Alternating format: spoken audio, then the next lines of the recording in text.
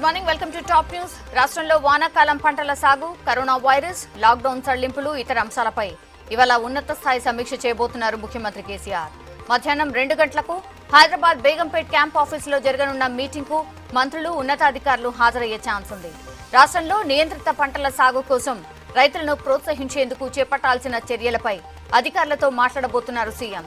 మరోవైపు corona virus, lockdown సడలింపులు, June 2 రాష్ట్ర అవతరణ వేడుకలకు సంబంధించిన ఏర్పాట్లపై సమీక్ష చేయనున్నారు సీఎం.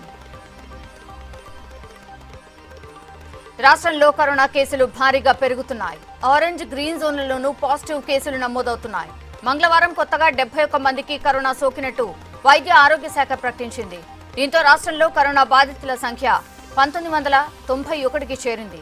జీహెచ్ఎంసీలో కొత్తగా 38, రంగారెడ్డిలో 7, మేడ్చల్లో 6 కేసులు నమోదయ్యాయి. సూర్యాపేట, వికారాబాద్, నల్గొండ, నారాయణపేట జిల్లాల్లో ఒక్కో పాజిటివ్ కేసు నమోదైంది. కొత్తగా 12 మంది వలస కూలీలతో పాటు విదేశాల నుంచి వచ్చిన 4గురికి కరోనా సోకింది. 120 మంది డిశ్చార్జ్ కాగా 1 చనిపోయారు. రాష్ట్రంలో ప్రస్తుతం 650 యాక్టివ్ కేసులున్నాయి. ఇప్పటి వరకు 57 మంది కరోనాతో చనిపోయారు. గాంధీ హాస్పిటల్లో మరో కరోనా పేషెంట్ డెలివరీ అయింది. 20 ఏళ్ల మహిళకు కవలలు పుట్టారు. 2 అమ్మాయిలు ఆరోగ్యంగా ఉన్నారని చెప్పారు డాక్టర్స్. 2 రోజుల క్రితం డెలివరీ కోసం నీలోఫర్లో చేరింది మహిళ. మేడ్చల్లో ఆమె ఉంటున్న ఏరియా కంటైన్మెంట్ జోన్ కావడంతో లక్షణాలు లేకపోయినా టెస్టులు చేయించారు. పాజిటివ్ రావడంతో గాంధీకి తరలించారు. అసోసియేట్ ప్రొఫెసర్ రేణుకా నేతృత్వంలో డాక్టర్ల టీం సిజేరియన్ చేసింది. రాష్ట్రంలో కరోనా టెస్టులు తక్కువగా చేస్తూ ఉండడంపై హైకోర్టు ఆగ్రహం వ్యక్తం చేసింది. పాజిటివ్ వ్యక్తులతో సన్నిహితంగా ఉన్నవారు, వైరస్ లక్షణాలు ఉన్నవారు, లక్షణాలతో చనిపోయిన వారికి టెస్టులు చేయాలని ఐసీఎంఆర్ గైడ్ లైన్స్ ఉన్నా ఎందుకు పాటించడం లేదని ప్రభుత్వాన్ని ప్రశ్నించింది. అది ప్రజల ప్రాణాలతో ముడిపడిన వ్యవహారమని మర్చిపోతున్నారని నిలదీసింది. తెలంగాణ రాష్ట్రానికి ఏవైనా ప్రత్యేక రాజ్యాంగం ఉందా? సొంత చట్టాలను అమలు చేసే అవకాశం రాజ్యాంగం ఏమైనా ఇచ్చిందా అని ప్రశ్నించింది ధర్మాసనం. కరోనా తీవ్రంగా ఉన్న టైంలో పూర్తి స్థాయిలో టెస్టులు చేయకుండానే రెడ్ జోన్ ను గ్రీన్ జోన్ గా మార్చేస్తారా అని ఆగ్రహం వ్యక్తం చేసింది కోర్టు. మరోవైపు సూర్యాపేటలో కరోనా టెస్టులు చేయకపోవడంపై ఆగ్రహం వ్యక్తం చేసింది. సూర్యాపేటలో టెస్టులు చేయాలని తేల్చెప్పింది. రైతు సంక్షేమమే ప్రభుత్వ లక్ష్యమన్నారు మంత్రి కేటీఆర్. సమగ్ర వ్యవసాయ విధానం, నియంత్రిత పంటల సాగుపై వేములవాడలో జరిగిన అవగాహన సదస్సులో పాల్గొన్న కేటీఆర్ రైతులు గిట్టుబాటు ధర వచ్చే పంటల్ని వేయాలని కోరారు. రాష్ట్రంలోని ప్రతి రైతుకు రైతు బంధు ఇస్తామని స్పష్టం చేశారు.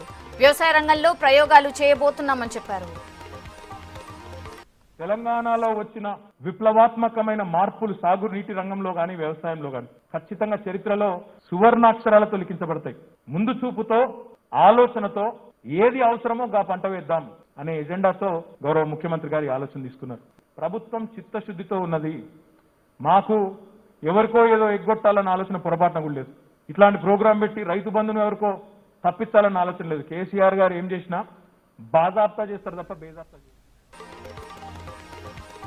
ఈ నెల 29న సీఎం కేసీఆర్ కొండపోచమ్మ సాగర్ ను ప్రారంభిస్తారన్నారు ఆర్థిక శాఖ మంత్రి హరీష్ రావు. సిద్దిపేట జిల్లా గజ్వేల్ మండలం దాతర్పల్లిలో నియంత్రిత పంటల సాగుపై అవగాహన కార్యక్రమంలో ఆయన పాల్గొన్నారు.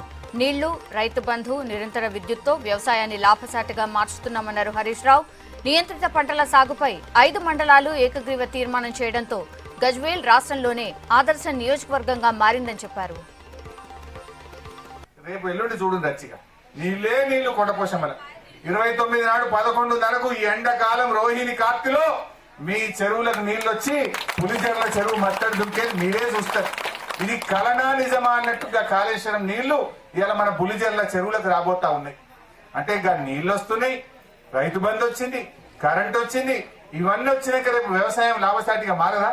ఇవాళ కలలో కూడా కానీ పనులు ఇవాళ జరుగుతున్నాయి. మీరందరి ఆశీర్వాదం. కరీంనగర్ లో ప్రస్తుతం జరుగుతున్న స్మార్ట్ సిటీ పనులు త్వరగా పూర్తి చేయాలన్నారు మంత్రి గంగుల కమలాకర్. పనుల్లో ఎలాంటి నాణ్యత లోపాలు లేకుండా చూడాలని కాంట్రాక్టర్లను ఆదేశించారు. స్మార్ట్ సిటీ పనుల పురోగతిపై అధికారులతో సమీక్షించారు మంత్రి. కొత్త పనులు మొదలు పెట్టేందుకు నడుస్తున్న రోడ్లు, డ్రైనేజీలు పూర్తి చేయాలన్నారు. ఈ సందర్భంగా రోడ్ల వెడల్పుకు సంబంధించిన సమస్యను మంత్రి దృష్టికి తీసుకువెళ్లారు కాంట్రాక్టర్స్. కుమ్రంభీం జిల్లా ఆసిఫాబాద్ జిల్లాలోని కరిమెరి మండలం ధనూర గ్రామానికి చెందిన బాలాజీ యాపిల్ తోటను సందర్శించారు మంత్రి ఇంద్రకరణ్ రెడ్డి. తెలంగాణ సర్కార్ సహకారంతో సాగు చేస్తున్న పంట చేతికొచ్చింది. మొదటి పంటను సీఎం కేసీఆర్ కు అందించేందుకు బాలాజీ ఇవాళ ప్రగతి భవన్ కు రాబోతున్నాడు. రైతుతో మాట్లాడి సాగు వివరాలను అడిగి తెలుసుకున్నారు మంత్రి. పారిశ్రామికవేత్తలపై అరవింద్ వ్యాఖ్యలు పార్టీ పాలసీనా వ్యక్తిగతమో చెప్పాలన్నారు మంత్రి శ్రీనివాస్ గౌడ్. వేలాది మందికి ఉపాధి కల్పిస్తున్న సంస్థపై అరవింద్ బురద చల్లుతున్నారన్నారు. జూపల్లి కష్టపడి ఎదిగిన వ్యక్తి అన్నారు.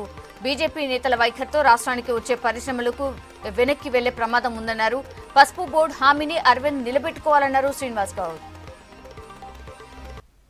ఒకటే నేను అరవింద్ గారికి ప్లస్ భారతీయ జనతా పార్టీ వాళ్ళకు తెలియజేస్తా ఉన్నా, అసలు మీరు మాట్లాడుతున్నది పార్టీ పాలసీయా మీ వ్యక్తిగతమైన పాలసీయా? ఒక టీఎస్ఐ పాస్ ద్వారా ఇతర దేశాలలో గవర్నమెంట్ ఆఫ్ ఇండియా కూడా ప్రశంసించింది. ఎన్నో పరిశ్రమలు ఇవాళ వచ్చినాయి, ఇంకా రాబోతున్నాయి. కరోనా తర్వాత కూడా చైనా లాంటి దేశాల నుంచి వాపసు వస్తే ఇండియాకి రావాలి, సేఫెస్ట్ ఇండియాలో తెలంగాణ హైదరాబాద్ చాలా సేఫెస్ట్ ఉంది, మంచి ఇండస్ట్రియల్ పాలసీ ఉందని అనుకుంటా ఉన్నారు. వ్యక్తిగతంగా మాట్లాడాలి కానీ ఇండస్ట్రియలిస్టుల మీద కోపం పెట్టుకొని మీరు ఇండస్ట్రియలిస్ట్ని బెదిరిస్తే మాకు వర్కౌట్ అవుతుంది అనుకుంటే కాదది. వరంగల్ రూరల్ జిల్లా పర్వతగిరి మండలం దౌలత్ నగర్ శివార్లో ఉపాధి హామీ కూలీలను పరిశీలించారు మంత్రి ఎర్రబెల్లి దయాకర్ రావు. ఏ పనులు చేస్తున్నారో ఆరా తీశారు. కూలీలకు మాస్కులు లేకపోవడాన్ని గమనించిన మంత్రి తన దగ్గరున్న మాస్కులను పంపిణీ చేశారు. కరోనా నివారణకు ప్రతి ఒక్కరూ జాగ్రత్తలు తీసుకోవాలని సూచించారు. మాస్కులు ధరించి వ్యక్తిగత దూరం పాటిస్తూ ఉపాధి పనులు చేయాలన్నారు. ప్రభుత్వం అందరికీ ఉపాధి కల్పిస్తుంది అన్నారు ఎర్రబెల్లి. పోతిరెడ్డిపాడును వ్యతిరేకిస్తూ జూన్ 2న దీక్షకు రెడీ అవుతున్నారు కాంగ్రెస్ నేతలు. పోతిరెడ్డిపాడు సామర్థ్యం పెంచితే దక్షిణ తెలంగాణ ఎడారి అవుతుంది అన్నారు. కరోనా వైరస్ నివారణ, వలస కూలీలు, ఇతర రంగాలను ఆదుకోవడంలో కేంద్ర రాష్ట్ర ప్రభుత్వాలు ఫెయిల్ అయ్యాయన్నారు పీసీసీ చీఫ్ ఉత్తమ్ కుమార్ రెడ్డి. ప్రభుత్వ వైఫల్యాలను ప్రజలకు చెప్పేందుకు గురువారం సోషల్ మీడియా ప్లాట్ఫామ్పై లైవ్ ప్రోగ్రాం జరపాలని నిర్ణయించారు. వలస కూలీలను సొంత ఖర్చులతో వారి రాష్ట్రాలకు తరలిస్తోంది కాంగ్రెస్. 40 మంది కూలీలను తీసుకువెళ్తున్న బస్ను మంగళవారం జెండా ఊపి ప్రారంభించారు పీసీసీ చీఫ్. సెక్టర్లో కార్మికులు, చిన్న వ్యాపారులు, ఫిషర్మెన్, రోజువారీ జీతం వచ్చేవారు అందరు కూడా చాలా పెద్ద ఎత్తున డిస్ట్రెస్ లో ఉన్నారు. ప్రతి పార్లమెంట్ కాన్స్టిట్యున్సీలో కనీసం 10,000 మంది కాంగ్రెస్ పార్టీ నాయకులు, కార్యకర్తలు, సానుభూతి పరులు ఫేస్బుక్ లైవ్ లో గానీ, ట్విట్టర్ లైవ్ లో గానీ, ఇన్స్టాగ్రామ్ లైవ్ లో గానీ ఈ విషయాలలో స్పందించారు. మంత్రి కేటీఆర్ ఎప్పుడు సిరిసిల్ల పర్యటనకు వచ్చినా అరెస్టులు జరుగుతున్నాయన్నారు కాంగ్రెస్ వర్కింగ్ ప్రెసిడెంట్ పొన్నం ప్రభాకర్. సిరిసిల్లలో మానవ హక్కులు హరిస్తున్నాయని ఫైర్ అయ్యారు. వినతి పత్రాలు ఇచ్చేందుకు కూడా ప్రతిపక్షాలకు అవకాశం ఇవ్వడం లేదని విమర్శించారు పొన్నం. నిజంగా అభివృద్ధి చేస్తే ఎందుకు భయపడుతున్నారని కేటీఆర్ ని ప్రశ్నించారు. తారక రామారావు గారు సిరిసిల్ల జిల్లా పర్యటనకు వచ్చినప్పుడల్లా ఏ మండలంకి వస్తే ఆ మండలంలో ఉన్నటువంటి కాంగ్రెస్ కార్యకర్తలను ముందస్తు పేరు మీద అర్ధరాత్రులు అరెస్ట్ చేస్తా ఉన్నారు. ఏ కారణంతో అరెస్ట్ చేస్తా ఉన్నారు, ఎందుకు అరెస్ట్ చేస్తున్నారనే సమాచారం ఏమి లేకుండా, ఏమి ప్రతిఘటనకు నిరసన చెప్పడానికి పిలుపు ఇవ్వనప్పటికీ కూడా అర్ధరాత్రి అపరాత్రి ఇండ్ల మీద దాడులు చేసి అరెస్ట్ చేస్తారు. పోతిరెడ్డిపాడు కెపాసిటీ పెంపు, సంగమేశ్వరం లిఫ్ట్ పై మరోసారి క్లారిటీ ఇచ్చారు AP CM YS Jagan. Srisailam ప్రాజెక్టులో సంగమేశ్వరం లిఫ్ట్ ను నిర్మిస్తామన్నారు. కృష్ణా నీటిని రాయలసీమ, ప్రకాశం, నెల్లూరు జిల్లాలకు తరలిస్తామని చెప్పారు. శ్రీశైలంలో 800 అడుగుల నుంచే నీటిని తోడతామని, రోజుకు 3 టీఎంసీల చొప్పున తరలిస్తామని వివరించారు. గత ఏడాది ఎన్నడూ లేనంతగా రాయలసీమ ప్రాజెక్టుల్లో నీటిని నింపుకోగలిగామన్నారు జగన్. ఏపీ అమరావతిలో నిర్వహించిన మన పాలన మీ సూచన కార్యక్రమంలో అధికారులు రైతులతో మాట్లాడారు. 800 అడుగులు పక్కన తెలంగాణ రాష్ట్రంలో వాళ్ళు ఆపరేట్ చేస్తూ ఉన్న పంపులతో 800 అడుగుల్లో వాళ్ళు ఆపరేట్ చేస్తూ ఉన్నారు. అదే 800 అడుగుల్లో మనం కూడా 3 టీఎంసీలతో మన పంపులు కూడా మనం పెట్టే కార్యక్రమం చేస్తూ ఉన్నాం. అప్పుడు ఇద్దరం సమానంగా ఒకే ప్లాట్ఫామ్ మీద ఉంటాం. వాళ్ళు 800 అడుగుల్లో ఉంటారు, మనము 800 అడుగుల్లో ఉంటారు. మన కేటాయించిన నీళ్ళు మనం తీసుకుంటాం, వాళ్ళ కేటాయించిన నీళ్ళు వాళ్ళు తీసుకుంటారు. ఎవరికి నష్టం జరిగించే పరిస్థితి ఉండదు, ఎవరికి కష్టం జరిగించే పరిస్థితి ఉండదు. జూన్ 20 నుండి 30వ తేదీ వరకు పరీక్షలు నిర్వహించేందుకు రెడీ అయింది జేఎన్టీయూ. కేవలం ఫైనల్ ఇయర్ విద్యార్థులకు మాత్రమే ఎగ్జామ్స్ ఉంటాయన్నారు అధికారులు. జేఎన్టీయూ పరిధిలోని అన్ని కాలేజీల్లో పరీక్షలు నిర్వహిస్తామని చెప్పారు. యూజీసీ నిబంధనల ప్రకారం ప్రతి పరీక్షకు 2 గంటల టైం ఉంటుందని, కరోనాతో పూర్తి జాగ్రత్తలు తీసుకుంటూ పరీక్షలు నిర్వహిస్తామన్నారు అధికారులు. రాష్ట్రంలో ఎండలు మండిపోతున్నాయి. ఆదిలాబాద్ జిల్లాలో అత్యధికంగా 46 డిగ్రీల ఉష్ణోగ్రతలు రికార్డయ్యాయి.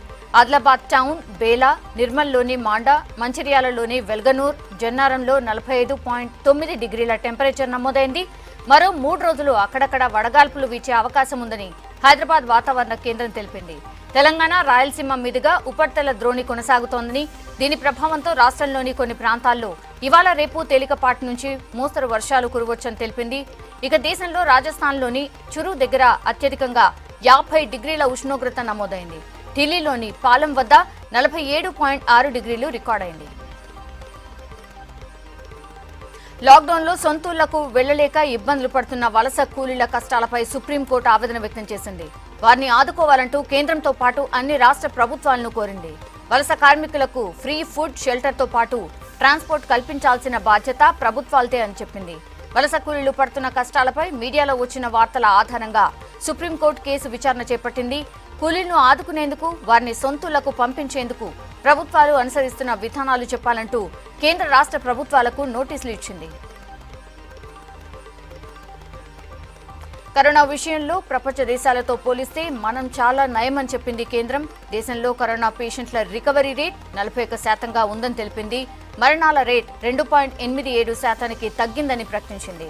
ప్రపంచంలోనే మన దగ్గరే మరణాల రేట్ అతి తక్కువగా ఉందన్నారు కేంద్ర ఆరోగ్య శాఖ జాయింట్ సెక్రటరీ లవ్ అగర్వాల్.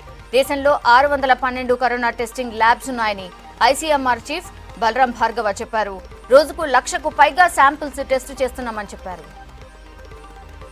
अब देश में 60,490 पीपल रिकवर हो गए हैं और उसके साथ ही जो हमारा रिकवरी रेट बढ़कर 41.61% हो चुका है। इसके साथ ही हम पाते हैं कि हमारा fatality rate is one among the lowest in the world और वह 3.3% से घटते हुए अब करीब 2.87% हो चुका है कि अगर वर्ल्ड में 69.9 केसेस पर लाख पॉपुलेशन रिपोर्ट हुए हैं तो इंडिया में वह करीब 10.7 केसेस पर लाख। దేశంలో లాక్డౌన్ ఫెయిల్ అయింది అన్నారు కాంగ్రెస్ నేత రాహుల్ గాంధీ. వైరస్ తీవ్రత పెరుగుతుంటే లాక్డౌన్ ఎత్తేస్తున్న ఒకే దేశం ఇండియా అన్నారు. లాక్డౌన్ ఉద్దేశం విఫలమైందని, దాని రిజల్ట్స్ ని భారత్ ఫేస్ చేస్తోంది అన్నారు. ప్రధాని, ఆయన స్టాఫ్ మే నెల చివరికల్లా వైరస్ తగ్గుముఖం పడుతుందని చెప్పారని, ఇప్పుడు ఆ పరిస్థితి లేదన్నారు. కేంద్రం ప్రకటించిన ప్యాకేజీ పైన విమర్శలు చేశారు రాహుల్. गरीब लोग हैं उनकी किस प्रकार से मदद करेगी, जो स्मॉल मीडियम बिजनेसेस हैं उनकी कैसे रक्षा होगी, जो माइग्रेंट्स हैं उनके लिए क्या किया जाएगा, ये सब चीजें अब देश को बताना है कि भाई आपने 21 दिन का बोला था, 60 दिन हो गए, तो आई थिंक प्रधानमंत्री हिमसेल्फ विल एक्सेप्ट, वो ही एक्सेप्ट करेंगे कि जो उनका पहला प्लान था वो फेल। రాహుల్ విమర్శలను తిప్పికొట్టారు కేంద్ర మంత్రి ప్రకాష్ జవదేకర్. లాక్డౌన్ పెట్టినప్పుడు కూడా కాంగ్రెస్ విమర్శించింది అన్నారు. ప్రపంచం మొత్తం భారత్ ను ప్రశంసిస్తుంటే కాంగ్రెస్ మాత్రం రాజకీయాలు చేస్తోందన్నారు. मुझे आश्चर्य होता है जब लॉकडाउन लगा तब कांग्रेस ने हाय तौबा मचाया कि लॉकडाउन क्यों लगाया, जब लगा तो भी विरोध किया, अब अगर उठ रहा है तो उसका भी विरोध करेंगे। तो ये जो कांग्रेस की नीति है ये दोगलापन है, ये पाखंड है। दुनिया के बहुत सारे प्रमुख देशों में और चीन भी जिस तरह से नुकसान हुआ उस तुलना में भारत का नुकसान कम रहा। మహారాష్ట్రలో కరోనా యాక్టివ్ కేసులు 36,000 దాటాయి. 80% పేషెంట్లలో లక్షణాలు లేవన్నారు ఆ రాష్ట్ర సీఎస్ అజయ్ మెహతా. కేసుల డబ్లింగ్ రేట్ 14 రోజులకు చేరిందన్నారు. గతంలో ప్రతి 5 రోజులకు కేసులు డబుల్ అయ్యేవన్నారు. మహారాష్ట్రలో వైరస్ వ్యాప్తి భయం పుట్టిస్తోంది. కమ్యూనిటీ ట్రాన్స్మిషన్ స్టేజ్ లో ఉన్న మహారాష్ట్రలో పోలీసులు తీవ్రమైన ఇబ్బంది ఎదుర్కొంటున్నారు.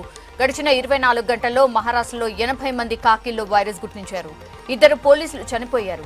మహారాష్ట్ర పోలీస్ డిపార్ట్మెంట్ లో ఇప్పటివరకు 1800 మందికి వైరస్ సోకింది. కరోనా కారణంగా 20 మంది కాకీలు చనిపోయారు. 1031 మంది పోలీసులు ప్రస్తుతం హాస్పిటల్లో ట్రీట్మెంట్ తీసుకుంటున్నారు. 838 మంది వైరస్ నుంచి రికవరీ అయ్యారని డిపార్ట్మెంట్ తెలిపింది. వలస కూలీల తరలింపు విషయంలో మహారాష్ట్ర ప్రభుత్వం సహకరించడం లేదని ఆరోపించారు రైల్వే మంత్రి పీయూష్ గోయల్. తాము మహారాష్ట్రకు 145 రైళ్లు పంపామని, అందులో 24 మాత్రమే నడిచాయని చెప్పారు. రైళ్లను ఎందుకు క్యాన్సిల్ చేయాలని అనుకుంటుందో మహారాష్ట్ర ప్రభుత్వం తమకు చెప్పడం లేదన్నారు. The government of Maharashtra day before yesterday made an absolutely false and baseless allegation that they were asking for 80 trains but getting only 30-40. All night our railway people worked all directions. We sent 145 trains to Maharashtra, which was scheduled to run from Maharashtra today. Every train has been listed out, has been informed to the state government till 5 p.m. 74 of these 145 trains were supposed to depart. Uttar Pradesh నుంచి ఇతర రాష్ట్రాలకు పని కోసం వెళ్లే వలస కూలీల కోసం migration commission ఏర్పాటు చేయాలన్న ఆ రాష్ట్ర ప్రభుత్వ నిర్ణయంపై ప్రతిపక్షాలు మండిపడుతున్నాయి. ఎంప్లాయ్మెంట్ ఎక్స్చేంజ్ ఇప్పటికే ఉందని దాన్ని వాడకుండా ప్రతిదానికి కొత్త పథకం తీసుకురావడం బీజేపీకి అలవాటుగా మారిందన్నారు మాజీ CM Akhilesh Yadav. Uttar Pradesh Yogi Adityanath private property కాదన్నారు కర్ణాటక కాంగ్రెస్ నేత డీకే శివకుమార్. కామన్ సెన్స్ లేకనే ఇలాంటి నిర్ణయాలు తీసుకుంటున్నారని మండిపడ్డారు శివకుమార్. ఒడిశాలోని పోలీసులు స్థానికుల మధ్య ఘర్షణ జరిగింది. కంటైన్మెంట్ ఏరియాలో బ్యారికేడ్లు తొలగించినందుకు జనం రగిలిపోయారు. కర్రలతో మళ్లీ రోడ్లు మూసివేశారు. కంట్రోల్ చేసేందుకు వచ్చిన పోలీసులపై రాళ్ల దాడి చేశారు. దీంతో టియర్ గ్యాస్ ప్రయోగించి లాఠీచార్జ్ చేశారు పోలీసులు. ఢిల్లీ మర్కజ్ తబ్లిగీ జమాత్ కేసులో 83 మంది విదేశీయులపై ఢిల్లీ పోలీసులు ఛార్జ్ షీట్స్ ఫైల్ చేశారు. తబ్లిగీ జమాత్ కేసుకు సంబంధించి ఒక్కరిని అరెస్ట్ చేయలేదని ఢిల్లీ హైకోర్టుకు తెలిపారు పోలీసులు.